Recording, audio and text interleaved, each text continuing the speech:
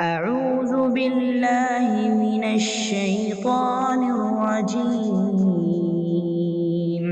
بسم الله الرحمن الرحيم. إن الحمد لله نحمده ونستعينه ونستغفره ونؤمن به ونتوكل عليه ونعوذ بالله من شرور أنفسنا ومن سيئات أعمالنا من يهده الله فلا مضل له ومن يضلل فلا هادي له ونشهد أن لا إله إلا الله ونشهد أن محمدا عبده ورسوله يا أيها الذين آمنوا اتقوا الله حق تقاته ولا تموتن إلا وأنتم مسلمون يا أيها الناس اتقوا ربكم الذي خلقكم من نفس واحدة وخلق منها زوجها وبث منهما رجالا كثيرا ونساء واتقوا الله الذي تساءلون به والأرحام إن الله كان عليكم رقيبا يا أيها الذين آمنوا اتقوا الله وقولوا قولا سديدا يصلح لكم أعمالكم ويغفر لكم ذنوبكم ومن يطع الله ورسوله فقد فاز فوزا عظيما أما بعد فإن أصدق الحديث كتاب الله وخير الهدي هدي محمد صلى الله عليه وسلم وشر الأمور محدثاتها وكل محدثة بدعة وكل بدعة ضلالة وكل ضلالة في النار فأعوذ بالله السميع العليم من الشيطان الرجيم من همزه ونفخه ونفثه يا أيها الذين آمنوا إذا نودي للصلاة من يوم الجمعة فاسعوا إلى ذكر الله وذروا البيع ذلكم خير لكم إن كنتم تعلمون رب اشرح لي صدري ويسر لي أمري واحلل عقدة من لساني يفقهوا قولي۔ تمام قسم کی تعریفیں و حمد و ثنا و بڑائی و بزرگی اللہ رب العزت کے لیے لائق و زیبا ہے۔ لاکھوں کروڑوں درد و سلام ہو آخری الزمان رحمت للعالمین محمد مصطفیٰ صلی اللہ علیہ وسلم پر، جنہیں اللہ تعالیٰ نے ہادی بنا کر رحمت بنا کر مبعوث کیا۔ میں سب سے پہلے اللہ تعالیٰ کے بارگاہ میں دعا کرتا ہوں کہ اللہ تعالیٰ ہم تمام کو جس طرح اس مبارک گھڑی اس مبارک مجلس میں جمع کیا، اسی طرح ہم تمام کو جنت الفردوس میں جمع کرے، آمین۔ میرے محترم بھائیوں، بزرگوں، نوجوانوں، ماؤں، بہنوں، جیسا کہ ہم تمام کو معلوم ہے، یہ انگریزی کیلنڈر کا نیا سال شروع ہوا۔ خوشیاں منانے والے خوشیاں منائے، عبرت حاصل کرنے والے لوگ عبرتیں حاصل کی، اور اس طرح دنیا والوں نے مختلف نظریے سے اس کا استقبال کیا۔ لیکن میں اور آپ اگر غور کریں تو ایک مومن کی سوچ، اس کی فکر، ایک مومن کا نظریہ کچھ الگ ہوتا ہے ان تمام دنیا والے لوگوں سے۔ یہ لوگ تو خوشیاں منائے، جہاں جہاں لوگ مختلف چیزوں کو کرتے ہوئے اس نئے سال کا استقبال تو کر لیے، لیکن ایک مومن کی سوچ ان تمام چیزوں سے، ان تمام سوچوں سے کچھ قدریں مختلف ہوتی ہے۔ وہ آخرت کے تعلق سے سوچتا ہے، وہ ہر ہمیشہ آخرت کے لیے تیاری میں لگتا ہے، چاہے وہ دنیا میں ہے، کماتا ہو، تجارت کرتا ہو، دنیاوی چیزوں میں رہتا، لیکن اس کا دل آخرت کے تعلق سے لگا رہتا۔ اور ہم آپ تمام لوگ مومن ہونے کے ناطے اسلامی شریعت کو فالو کرنے کے لیے، اسے سیکھنے کے لیے ہم تڑپتے ہیں، اسی لیے آج ہم یہاں جمعہ کے اس مجلس میں بھی حاضر ہیں۔ اسی ضمن میں انشاءاللہ آج ہم اس جمعہ کے اس خطبے میں، جہاں ہم مختلف عنوان میں مختلف اسلامی شریعتی باتیں سنتے، تو آج میں کچھ ایک ایسے دن کے تعلق سے بتانا، اس کے آداب و احکام کے تعلق سے آپ کو آگاہ کرنا چاہتا ہوں، جو ہم اور آپ کو معروف ہے۔ جیسا کہ اللہ تعالیٰ ہر چیز کو پیدا کیا، مہینوں کو پیدا کیا، اور مہینوں میں سب سے بہترین مہینہ رمضان قرار دیا، اور رمضان میں زیادہ سے زیادہ عمل کرنے کو اللہ نے ترغیب کی۔ تو اسی طرح جہاں دوسری طرف ہم دیکھیں تو اللہ سبحانہ و تعالی دنوں کو پیدا کر کے دنوں میں سب سے بہترین دن اللہ تعالیٰ نے اس دن یوم جمعہ کو قرار دیا۔ یعنی آپ صلی اللہ علیہ وسلم فرماتے ہیں خیر یوم طلعت علیہ الشمس یوم الجمعہ، یعنی سورج تو طلوع ہوتا ہے ہر دن، لیکن سب سے بہترین دن اگر کوئی ہو جائے جس میں سورج طلوع ہوتا ہو، یوم الجمعہ، یہ جمعہ کا دن ہوتا ہے۔ کیوں؟ کیونکہ اللہ تعالیٰ نے اس میں بہت ہی بڑی چیزوں کو کرایا۔ جیسے اللہ کے رسول فرماتے ہیں فیہ خلق آدم، اسی دن میں آدم علیہ السلام کو پیدا کیا گیا، اور یہی وہ دن ہے آدم علیہ السلام کو اللہ نے جنت میں داخل کیا، اور یہی وہ دن ہے آخر میں اللہ تعالیٰ قیامت بھی قائم کرے گا۔ یہ اتنا عظیم دن ہے، اور اس عظیم دن کو آپ صلی اللہ علیہ وسلم صرف عظیم دن نہیں کہے بلکہ ایک نعمت قرار دیے۔ اللہ تعالیٰ کی طرف سے مجھے اور آپ کے لیے ایک جمعہ کا دن ایک بہت بڑی نعمت ہے۔ کیسے؟ آپ صلی اللہ علیہ وسلم بیان فرماتے ہیں اضل اللہ عن الجمعہ من کان قبلنا، اللہ نے اس جمعہ کی نعمت کو، اس جمعہ کے دن سے ہم سے پہلے چلنے والے قوموں کو گمراہ کر دیا، یعنی راہ بھٹک دیا۔ ان لوگوں کو یہ جمعہ کے دن سے اس نعمت سے آراستہ نہیں کیا۔ کیوں؟ کیونکہ اللہ کے رسول کہتے ہیں یہودیوں کو اللہ نے ہفتے کا دن مقرر کر دیا، جیسے ہمارے لیے جمعہ ہے، یہودیوں کو ہفتے کا دن ان لوگوں کے لیے اچھا دن ہے۔ اور جب عیسائیوں کی باری آئی، کرسچینس کی جب باری آئی، ان لوگوں نے اتوار کے دن کو چن لیا۔ گویا اللہ تعالیٰ نے یہ دن کو جس طرح مبارک بنایا، ہمارے لیے چن کر رکھ دیا کہ امت محمدیہ یہ سب سے آخری آنے والی امت ہے، لیکن قیامت کے دن سب سے پہلے اٹھائی جانے والی امت ہے۔ سبحان اللہ۔ اور میں اور آپ اس امت سے ہیں کہ اللہ کے رسول صلی اللہ علیہ وسلم بیان کرتے ہیں کہ ہم تو سب سے آخری امت ہیں، لیکن جس طرح ہفتے اتوار سے پہلے جمعہ آتا ہے، اللہ تعالیٰ قیامت کے دن ہم تمام کے حساب و کتاب تمام لوگوں سے پہلے کر دے گا۔ سبحان اللہ۔ ایسی اتنی عظیم نعمتوں والی جہاں ہمارے لیے عید کا دن ہے، تو اس کے چند آداب اور حقوق بھی ہیں۔ جیسا ہم اور آپ جانتے ہیں، اسلامی شریعت جہاں ہمیں پابند کرتی ہے ہر چیز کو ادب کے ساتھ، اس کے احکام کو جانتے ہوئے اس کا حق ادا کرنے کا یہ سکھلاتا ہے، تو اسی طرح ہم اور آپ جاننا ضروری ہے کہ یہ جمعہ کا دن کے آداب کیا ہیں، اس کے احکام کیا ہیں، گویا ہم اس کے حقوق اتنے دنوں سے ادا کر رہے ہیں یا نہیں۔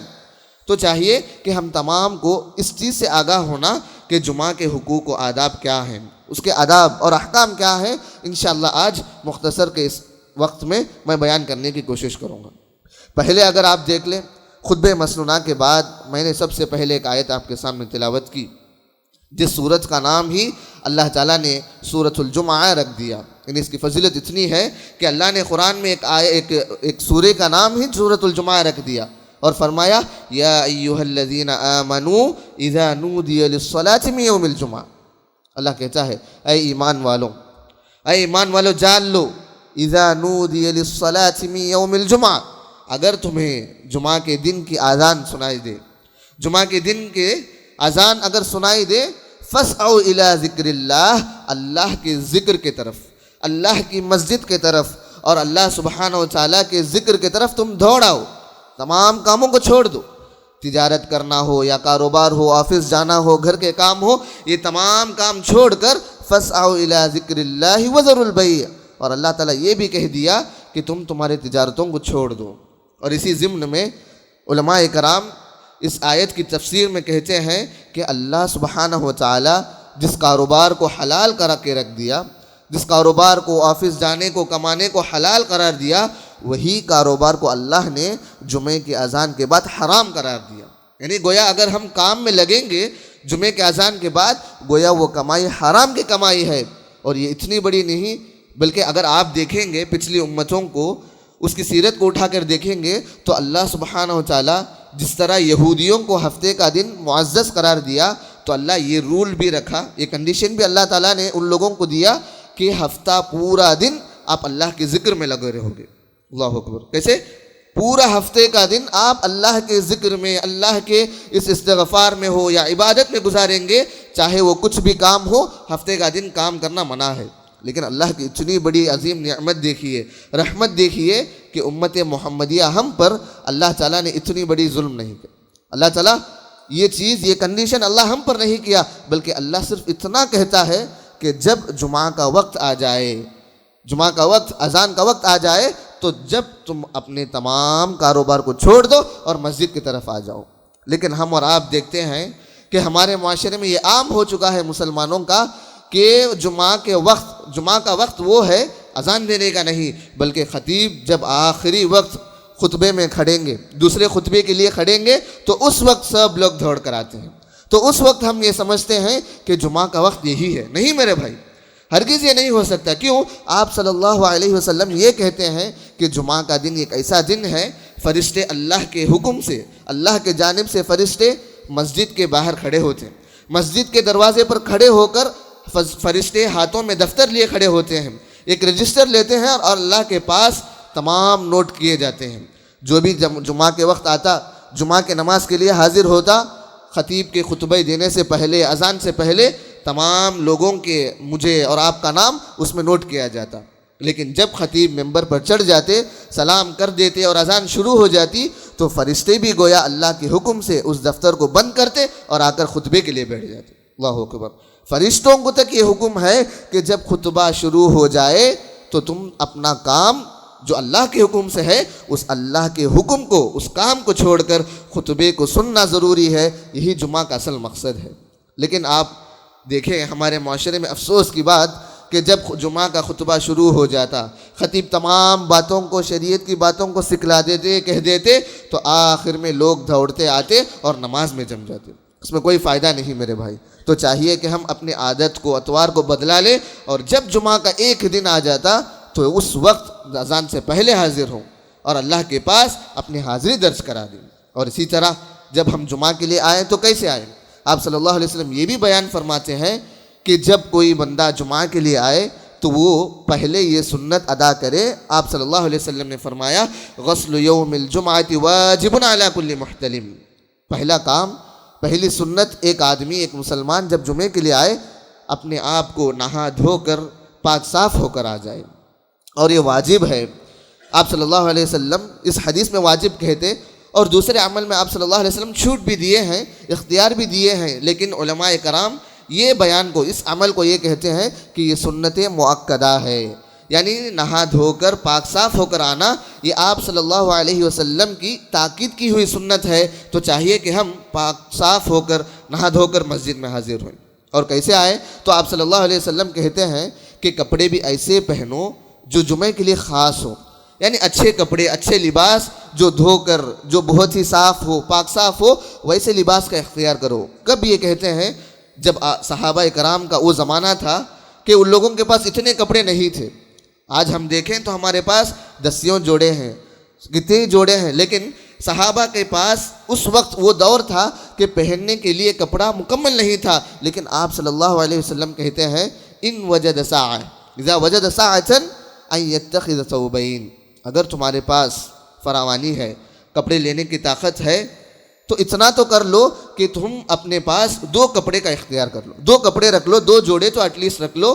ایک جوڑا تم اپنے آپ کو کام کے پاس یا کام جانے کے وقت یا دوسرے دیگر کام کرنے کے وقت وہ کپڑا پہن لو، اور ایک کپڑا اس طرح رکھو کہ تم جمعہ کے لیے خاص کر دو، اور وہ پاک صاف پہن کر آؤ، اللہ کے سامنے پاک صاف ہو کر کھڑے ہو جاؤ۔ یہ صرف اللہ کے رسول کا کہنا نہیں، بلکہ آپ صلی اللہ علیہ وسلم کا عمل بھی تھا کہ صحابہ اکرام کہتے آپ صلی اللہ علیہ وسلم کے پاس ایک ایسا جوڑا تھا، ایک ایسا کپڑا تھا جسے آپ صلی اللہ علیہ وسلم ہر بار نہیں پہنتے، بلکہ صرف 2 ہی وقت آپ صلی اللہ علیہ وسلم اس کپڑے کو پہنتے ہیں۔ کب؟ صحابہ اکرام بیان فرماتے ہیں کہ آپ صلی اللہ علیہ وسلم کے پاس جب کبھی ایک قافلہ آتا، مسلمانوں کا قافلہ آتا اسلامی شریعت کو سیکھنے کے لیے، اسلامی باتوں کو سیکھنے کے لیے، تو آپ صلی اللہ علیہ وسلم اس قافلے کو استقبال کرنے کے لیے وہ کپڑا پہنتے، یا پھر آپ صلی اللہ علیہ وسلم جمعے کے دن کے لیے وہ کپڑا اختیار کرتے اور صرف جمعہ کے لیے وہ نیا کپڑا استعمال کرتے۔ تو چاہیے کہ جب ہم آتے تو ہم اللہ کے لیے، جب اللہ کے سامنے کھڑے ہونے کے لیے آتے تو ہم اچھے طرح سے نہا دھو کر اور اسی کے ساتھ ساتھ اچھے کپڑے کے ساتھ آئیں۔ تو اور اسی طرح جب ایک بندہ، ایک مومن مسجد میں آ جاتا ہے تو اس کا حق کیا ہوتا، مسجد کا حق کیا ہوتا؟ تو آپ صلی اللہ علیہ وسلم یہ کہتے ہیں کہ جمعہ سے پہلے کوئی سنت نہیں، جس طرح ظہر کے پہلے سنت ہوتی ہے، جمعہ کی کوئی خاص سنت نہیں، بلکہ جب کبھی ہم مسجد میں داخل ہو، چاہے وہ جمعہ ہو یا کوئی اور وقت ہو، نماز کا وقت ہو یا کسی بھی وقت ہو، جب کبھی ہم مسجد میں آئے تو تو تحیت المسجد نامی مسجد کے ادب سے 2 رکعت نماز پڑھیں۔ مسجد کا حق ہے کہ ہم 2 رکعت نماز پڑھیں، اور خاص طور پر آپ صلی اللہ علیہ وسلم یہ دن جمعہ کے دن جب کبھی مسلمان آتے، صحابہ آتے، تو یہ 2 رکعت پڑھنے کی تاکید کرتے۔ اسی طرح واقعہ ہے کہ آپ صلی اللہ علیہ وسلم ایک مرتبہ خطبہ دے رہے تھے، تو صحابہ کرام میں سے ایک صحابی بہت تاخیر سے آئے، خطبہ جاری رہا، تو اس وقت آ کر فوری بیٹھ گئے، کیونکہ خطبہ سننا تھا، یہی اصل مقصد ہے۔ تو صحابی کو آپ صلی اللہ علیہ وسلم اپنا خطبہ روکے اور صحابی سے سوال کیا، کیا تم نے 2 رکعت نماز پڑھی؟ تحیت المسجد آپ نے پڑھا؟ تو صحابی نے جواب دیا، نہیں یا رسول اللہ۔ تو آپ صلی اللہ علیہ وسلم اپنا خطبہ ٹھہرائے کھڑائے، اور پھر اس صحابی کو حکم دیا کہ تم اٹھو اور 2 رکعت نماز پڑھ لو۔ اتنی اہمیت ہے اس نماز کی کہ آپ صلی اللہ علیہ وسلم خطبے کے دوران بھی اس نماز کی دہرانی کرتے ہیں، اس نماز کی یاد دہانی کرتے ہیں۔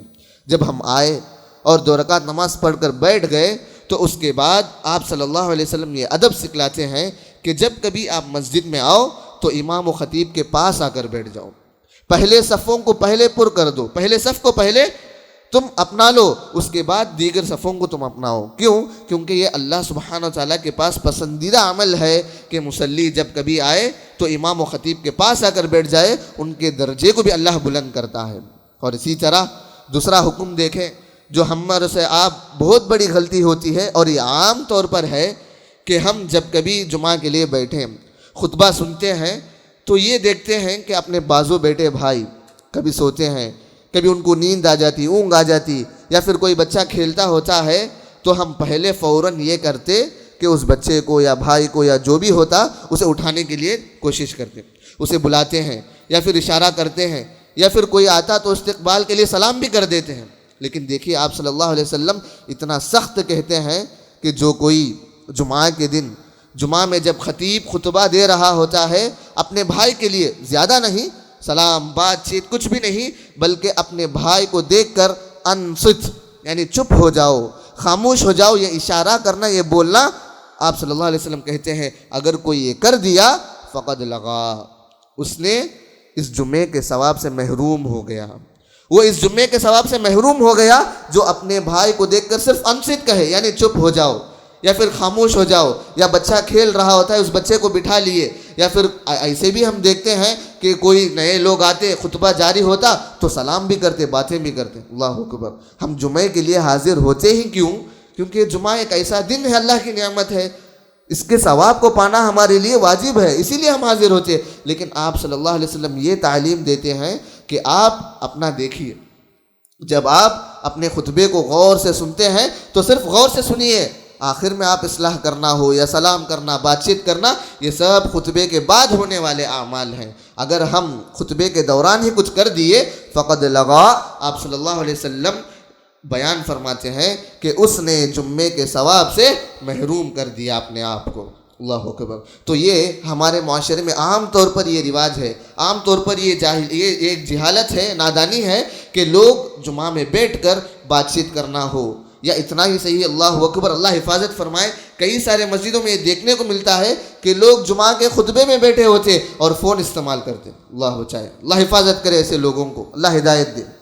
چاہیے کہ میرے بھائیوں، یہ جمعہ ایک ایسا دن ہے کہ جمعہ کے خطبے کو سننے کے لیے اللہ نے اس جمعہ کو رکھ دیا، تو چاہیے کہ ہم اس جمعہ کے خطبے کو غور سے سنیں اور تعلیمات کو حاصل کر کے اس پر عمل کرنے کی کوشش کریں۔ اور اسی طرح جب اور دیکھتے ہیں جمعہ کا ایک منظر یہ بھی ہوتا ہے، جب کبھی مسجد پر ہو جاتی، جب کبھی مسجد فل ہو جاتی، تو جب ہم دیکھتے ہیں جو کوئی لیٹ آتے، تاخیر سے آتے، لیکن کرتے کیا؟ یہ عام طور پر ہمارے معاشرے میں چلتا کہ اگر کوئی جگہ خالی دیکھ لے یا پھر جگہ نہ بھی ہو تو وہ آتے لوگوں کو ہٹا کر، لوگوں کی گردنوں کو پھلانگ کر آ کر بیٹھتے اور یہ سمجھتے کہ میں نے ثواب کما لیا۔ اللہ اکبر، یہ کیسے ہو سکتا؟ رسول اللہ ڈرائے ہیں اس سے، رسول اللہ صحابہ کو اس سے ڈرائے ہیں کہ آپ صلی اللہ علیہ وسلم کے پاس بھی ایسے ہی ہوا۔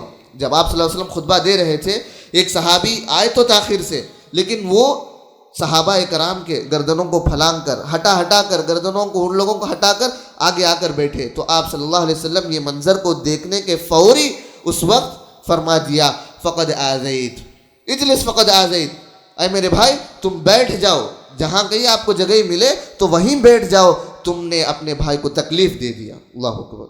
یہ اسلام امن پسند ایک مذہب، یہ مذہب میں اللہ سبحانہ و تعالیٰ ہر ایک چھوٹے چھوٹے عمل میں بھی اپنے بھائیوں کو تکلیف نہ ہوتے ہوئے، اپنے نفس کو ہلاک کرتے نہ ہوتے ہوئے، یہ ایک شریعت کی باتوں کو بھی اللہ تعالیٰ نے اس طرح کھول کر بیان فرمایا. لیکن یہاں جہاں ثواب کمانے کے لیے آتے ہیں، لیکن ایسا عمل کرنا یہ بہت بڑی غلط چیز ہے.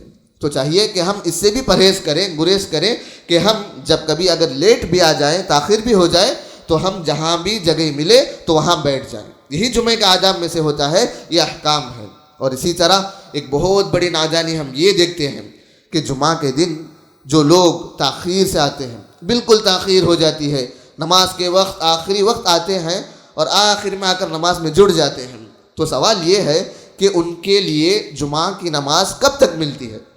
یعنی نماز کے لیے تو آ گئے، جمعہ کی نماز 2 رکعت ہے، تو یہ 2 رکعت ان کے لیے کب تک ہے، یہ ہمیں جاننا ضروری ہے. اس میں بہت بڑی نادانی ہوتی کہ اگر مثال کے طور پر دیکھ لیں تو آپ صلی اللہ علیہ وسلم فرماتے ہیں کہ اگر کوئی جمعہ کے دن کی 1 رکعت کو پا لیا تو اس نے جمعہ کو پا لیا. تو 1 رکعت کب ملتی؟ تو جمعہ کے دوسری رکعت کے رکوع تک ہم جمعہ کے نماز کی ادائیگی کر سکتے ہیں. سمجھیے، مثلا اگر کوئی آئے، جمعہ کی دوسری رکعت چل رہی ہوتی ہے اور امام صاحب رکوع میں چلے گئے تو اس وقت اگر کوئی آ گیا اور آ کر رکوع میں مل گیا تو گویا اس کی جمعہ پوری ہو گئی، الحمدللہ. وہ اٹھے اور 1 رکعت کی نماز ادا کر لے. لیکن غلطی یہاں ہوتی ہے کہ ہم یہ سوچتے تاخیر سے آ کر اگر ہم تشہد میں بھی آخری وقت دوسری رکعت کے تشہد میں اگر آ کر ملے تو لوگ یہ کرتے کہ اٹھتے اور 2 رکعت نماز پڑھ کر بیٹھ جاتے. لیکن آپ صلی اللہ علیہ وسلم کا فرمان ہے کہ ایسے نہیں، جمعہ ایسے نہیں ملتی، بلکہ جمعہ اس وقت تک ملتی ہے کہ بندہ 1 رکعت کو ایٹ لیسٹ پا لے. اور 1 رکعت صرف رکوع تک ہوتی ہے. تو اگر کوئی تشہد میں آتا یا پھر سجدے کے وقت آتا دوسری رکعت کے، تو گویا اس کے لیے وہ جمعہ نہیں بلکہ ظہر کی نماز ہو جائے گی. اس کے لیے وہ ظہر کی نماز ہو جائے گی. وہ اس نماز کو اس طرح کنٹینیو کرے گا جس طرح ظہر کی نماز پڑھتی ہے. جس طرح ہم ظہر کی نماز پڑھتے ہیں تو دوسری رکعت میں جب سجدہ یا تشہد میں آ کر ملے تو اٹھے اور 4 رکعت کی نماز ادا کر اپنی نماز کو پوری کریں. ہم میں سے اکثر لوگوں کو یہ معلوم نہیں، آخری وقت آتے اور بس 2 رکعت ہی پڑھ لیتے. اور خاص طور پر عورتوں کو یہ مسئلہ جاننا چاہیے کہ جو لوگ نماز کے لیے مسجد کو آتے ہیں، الحمدللہ بہت بڑی بات، لیکن جو عورتیں، جو مائیں بہنیں گھر میں نماز پڑھتی ہیں وہ 2 رکعت نہیں پڑھنا چاہیے. کیوں؟ کیونکہ جمعہ کا ثواب، جمعہ کی نماز 2 رکعت جب ادا کریں گے جب ہم مسجد میں آئیں، خطبہ سنیں اور مسجد میں اس جمعہ کی نماز کو ادا کریں. اگر گھر میں پڑھے جائے، گھر میں پڑھنا چاہتی ہیں تو عورتیں 4 رکعت پڑھیں مکمل ظہر کی نیت سے. یہ ان کے لیے ظہر کا ثواب ہی ہوگا، جمعہ ادا نہیں کر سکتے. تو چاہیے یہ چند احکام تھے جمعہ کے تعلق سے، ہم فالو کرنا ضروری ہے. جہاں وہ یہ مسجد کے آداب ہو یا خطبہ سننا ہو، یہی بہت ہی اصل بات ہے. اللہ سبحانہ و تعالیٰ نے اس شریعت میں اس جمعہ کے دن کو مبارک دن بنایا. کیوں؟ کیونکہ یہ دن اللہ سبحانہ و تعالیٰ کے رسول صلی اللہ علیہ وسلم کی سنت رہی کہ خطبہ دے اور لوگوں کو اس خطبے سے نصیحت حاصل کریں. لوگ اس خطبے سے نصیحت حاصل کریں اور لوگوں کا اس جمعے کو آنے کا مقصد بھی یہی ہے کہ خطبہ سنیں اور اس پر عمل کریں. ہمارا یہ معاشرے کا یہ معمول جو رہا آخری وقت میں آنا، صرف نماز مل گئی تو کافی ہے، یہ سوچ کو نکالنا چاہیے اور اللہ تعالیٰ سے دعا کرنا چاہیے کہ اللہ تعالیٰ جس طرح ہم جمعہ کے لیے آتے اس جمعہ کے پوری ثواب کو اللہ تعالیٰ ہم تمام کو ادا کریں. آمین. اور اللہ تعالیٰ سے دعا ہے کہ اللہ تعالیٰ ہم تمام کو اس جمعہ کے حقوق کو، اس کے آداب و احکام کو ادا کر کے اس کے ثواب کو پانے والوں میں سے بنائے. آمین. وآخر دعوانا الحمدللہ رب العالمین. وأقول قولي هذا واستغفر الله لي ولسائر المسلمين من كل ذنب وخطيئة فاستغفروه إنه هو الغفور الرحيم.